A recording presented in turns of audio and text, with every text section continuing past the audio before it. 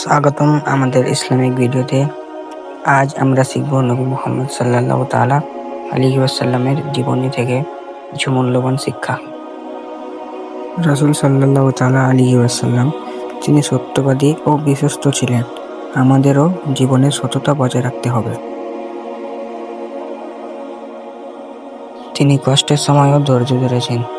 আমরাও ধৈর্য ধরলে আল্লাহ আমাদেরকে সাহায্য করবেন। নবী সাল্লাল্লাহু তাআলা আলাইহি ওয়াসাল্লামকে যারা কষ্ট দিয়েছেন, নবী তাদেরকেও ক্ষমা করেছেন।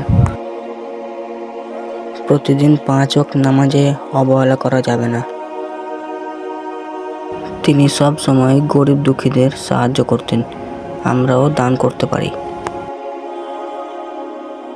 যদি আমরা তার আদর্শ মেনে চলি, তবে দুনিয়া ও আখিরাতে সফল হব ইনশাআল্লাহ।